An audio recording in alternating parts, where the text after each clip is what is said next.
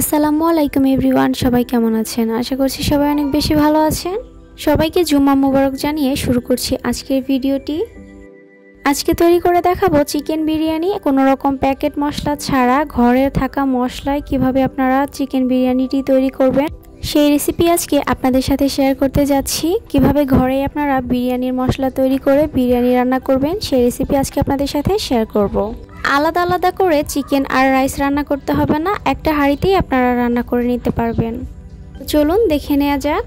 বিরিয়ানি রান্না করার জন্য ফার্স্টেই আমি বিরিয়ানির মশলাটা তৈরি করে নিব। সেই জন্য আমি এখানে কিছু গরম মশলা নিয়েছি, একটা জায়ফলের নিয়েছি 3 ভাগের 1 ভাগ, একটা জয়ত্রীর অর্ধেক একটু ভেঙে নিয়েছি। এরপরে এখানে 4-5 টুকরা দারুচিনি নিয়েছি, 1-1.5 ইঞ্চি সাইজের হবে। নিয়েছি এখানে 3টা তেজপাতা, 2টা শুকনা মরিচ। এরপর এখানে হাফ চা চামচের মতো নিয়েছি কালো গোলমরিচ, 5-6টার মতো নিয়েছি লবঙ্গ, একটা নিয়েছি স্টার এনিস, একটা নিয়েছি কালো এলাচ, আর 5-6টার মতো নিয়েছি আমি এখানে সবুজ এলাচ। এই সবগুলো মশলাই গুঁড়ো করে নিতে হবে, আপনারা চাইলে ভেজেও নিতে পারেন, আমি এমনিই গুঁড়ো করে নিচ্ছি। এরপরে পরের প্রিপারেশনে চলে যাচ্ছি। এইখানে আমি নিয়েছি 1 কেজির মতো রেগুলার সাইজে কাট করা চিকেন, আর এখানে পানি সহই ফেটানো টক দই দিয়ে দিচ্ছি হাফ কাপ পরিমাণ। চিকেনটাকে ম্যারিনেট করে আমি 30 মিনিটের মতো একটা সাইডে রেখে দিচ্ছি, হাত দিয়ে একটু ভালো মতো মেখে নিলাম। এরপরে নেক্সট স্টেপটা করে নিচ্ছি। এখানে আমি নিয়ে নিচ্ছি মেজারমেন্ট কাপের 3 কাপ পরিমাণ পোলাওয়ের চাল। 1 কেজি চিকেনের জন্য 2 কাপ পরিমাণ চাল নিলে ঠিক ছিল, তবে আমি একটু বাড়িয়ে দিয়েছি, তবু এটাও ঠিক ছিল, খুব একটা খারাপ লাগেনি। চালটাকে ভালো মতো ধুয়ে একটা স্ট্রেনারে ঝরিয়ে নিব। এরপরে আমি মশলাটা গুঁড়ো করে নিয়েছি। এই তো মশলাটা এখানে প্রায় 1.5 টেবিল চামচের মতো হয়েছে, এটা আমি একটা সাইডে রেখে দিচ্ছি। চলে আসলাম রান্না করতে। চুলায় একটা হাঁড়ি বসিয়ে দিয়েছি, চুলার ফ্লেমটা ধরিয়ে এখানে আমি মেজারমেন্ট কাপের 1 কাপ পরিমাণ সয়াবিন তেল দিয়ে দিলাম। তেলের মধ্যে দিয়ে দিলাম আমি হাফ কাপ পরিমাণ পেঁয়াজ কুচি, আর এইগুলোকে আমি বেরেস্তা করে নিব। বেরেস্তা কিন্তু কখনোই অল্প তেলে ভালো হবে না, একটু বেশি তেলের মধ্যে বেরেস্তা ভেজে নেওয়ার চেষ্টা করবেন, তাহলে একদম পারফেক্ট আর ঝরঝরে হবে, আর সাথে মুচমুচেও হবে। বেরেস্তাটা ভেজে নিব, খুব বেশি কালার করা যাবে না, তেলের মধ্যে থাকতে যতটুকু কালার থাকে নামিয়ে নেওয়ার পরে কিন্তু আরও ডার্ক হয়ে যাবে। বেরেস্তা ভাজাগুলো তুলে নিলাম। এখানে আমি আবারও দিয়ে দিচ্ছি 1.25 কাপ পরিমাণ পেঁয়াজ কুচি, আর এবারে আমি মেইন রান্নাটা করে নিব, সেই জন্য পেঁয়াজ কুচিটা দিয়ে দিলাম। তেলের সাথে কিছুক্ষণ পেঁয়াজটাকে ভেজে নিব, তবে বেরেস্তার মতো কালার হওয়ার আগেই কিন্তু মশলাগুলো অ্যাড করে দিতে হবে। পেঁয়াজ কিন্তু অনেকটাই ভাজা হয়ে গিয়েছে, এই পর্যায়ে আমি মশলাগুলো অ্যাড করে দিচ্ছি। এখানে দিয়ে দিলাম 1.5 টেবিল চামচ করে আদা বাটা ও রসুন বাটা।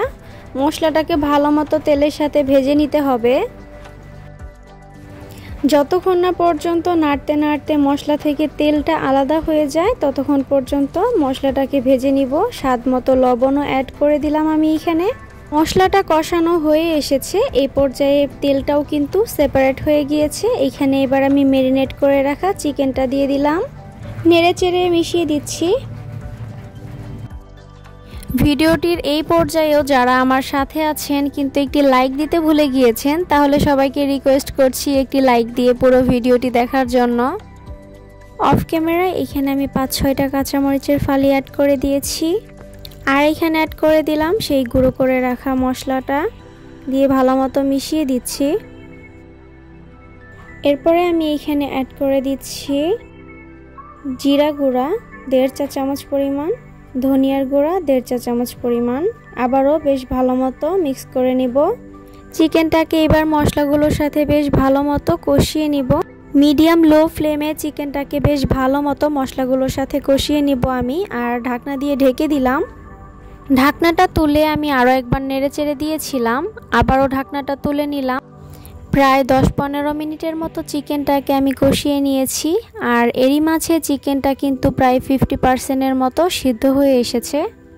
চিকেনটা কিন্তু ভালো মতো কষিয়ে নেওয়া হয়ে গিয়েছে, তেলটা সেপারেট হয়ে গিয়েছে। এই পর্যায়ে এখানে চালগুলো অ্যাড করে দিলাম, নেড়ে চেড়ে মিশিয়ে নিচ্ছি চালগুলো চিকেনের সাথে। প্রায় 5-6 মিনিটের মতো আমি চালগুলোকে কষিয়ে নিয়েছি, এর থেকে বেশি কষানোর কোনো প্রয়োজন নেই। এই পর্যায়ে আমি এখানে পানি অ্যাড করে দিব। যতটুকু চাল তার দ্বিগুণ পরিমাণ পানি, মেজারমেন্টটা তো আমরা সবাই জানি। তবু এইখানে যেহেতু চিকেনের সাথে কিছুটা পানি ছিল, সেই পানিতে আমি চালটা কষিয়ে নিয়েছি, সেই জন্য আমি এইখানে 5.5 কাপ পরিমাণ পানি দিয়ে দিলাম। শুধুমাত্র চালটার জন্য যতটুকু পরিমাণ লবণ প্রয়োজন ততটুকু লবণ এইখানে অ্যাড করে দিয়েছি, আর সাথে দিয়ে দিলাম 4টা আস্ত কাঁচামরিচ সুন্দর একটা ফ্লেভারের জন্য। ঢাকনা দিয়ে ঢেকে দিয়েছিলাম। এই পর্যায়ে বলক উঠে এসেছে, ঢাকনাটা তুলে দেখে নিচ্ছি আর একটু নেড়েচেড়ে ভালো মতো মিশিয়ে দিচ্ছি। এরপরে মিডিয়াম লো ফ্লেমে এটাকে 10 মিনিটের জন্য দমে রেখে দিব। 10 মিনিট হয়ে গিয়েছে। এই পর্যায়ে ঢাকনাটা তুলে দেখে নিচ্ছি, পানি কিন্তু অনেকটাই টেনে গিয়েছে। এখানে অ্যাড করে দিচ্ছি আমি 2 চা চামচ পরিমাণ কেওড়া জল। তবে এটা অপশনাল, আপনারা চাইলে বাদ দিতে পারেন, কিন্তু দিলে ভালো ফ্লেভার পাওয়া যাবে। কেওড়া জলটা দিয়ে ভালো মতো নেড়েচেড়ে মিশিয়ে দিচ্ছি, কারণ উপরের রাইসগুলো একটু ড্রাই হয়ে যায়, উপরেরগুলো নিচে করে দিচ্ছি। আর এই পর্যায়ে এখানে অ্যাড করে দিলাম বেরেস্তা ভাজাগুলো। বেরেস্তাগুলো ভালো মতো ছড়িয়ে দিয়েছি। এরপরে এখানে আবারও আমি ঢাকনা দিয়ে ঢেকে একদম লো ফ্লেমে 10 মিনিটের জন্য দমে রেখে দিব। আবারও 10 মিনিট পরে ঢাকনাটা তুলে দেখে নিচ্ছি, নেড়েচেড়ে আবারও একটু উপর নিচ করে দিচ্ছি যাতে উপরেরগুলো ড্রাই না হয়ে যায়, আর বেরেস্তাগুলো ভালো মতো মিশিয়ে দিচ্ছি। এই পর্যায়ে কেওড়া জল আর বেরেস্তার কিন্তু খুব সুন্দর একটা স্মেল পাওয়া যাচ্ছে। আপনারা চাইলে ঘিও ব্যবহার করতে পারেন, তবে আমার কাছে ঘি ছিল না, সেই জন্য দিই নাই। আবারও আমি ঢাকনা দিয়ে ঢেকে 5 মিনিটের মতো রেখে দিয়েছিলাম একদম লো ফ্লেমে। এই পর্যায়ে বিরিয়ানিটা কিন্তু একদম ডান। তো আমি এবারে সার্ভ করে আপনাদের সাথে শেয়ার করছি। এই তো রেডি হয়ে গেল আমার চিকেন বিরিয়ানির রেসিপিটি। আপনাদের কাছে কেমন লাগলো কমেন্ট করে জানাতে কিন্তু ভুলবেন না। আর যারা নতুন বন্ধু আমাকে সাবস্ক্রাইব করে রেখেছেন, 24 ঘন্টা হয়ে যাওয়ার পরেও যদি আমি আপনাদের পরিবারে না গিয়ে থাকি, প্লিজ কমিউনিটিতে একটি লেটার রেখে যাবেন, আমাকে একটু মনে করিয়ে দিবেন দয়া করে, আমি আপনাদের সবাইকে ব্যাক দিয়ে দিব। আর যারা আজকের ভিডিও দেখে আমার চ্যানেলটিকে সাবস্ক্রাইব করবেন, প্লিজ আপনাদের যদি চ্যানেল থাকে আমাকে দয়া করে ভিডিওর কমেন্ট বক্সে কোনো ধরনের স্প্যাম কমেন্ট করবেন না। পাশে আছি, পাশে থাকবেন, বন্ধু হলাম, এই ধরনের কমেন্ট করবেন না, কমিউনিটিতে জানিয়ে দিবেন। আর আমি নতুন বন্ধুদেরকে দেখলে এমনিতেই সাপোর্ট করি, তবুও কমিউনিটিতে জানিয়ে দিলে আমার একটু সুবিধা হয় আপনাদেরকে খুঁজে বের করতে। তো সবাই ভালো থাকবেন, সুস্থ থাকবেন, আল্লাহ হাফেজ।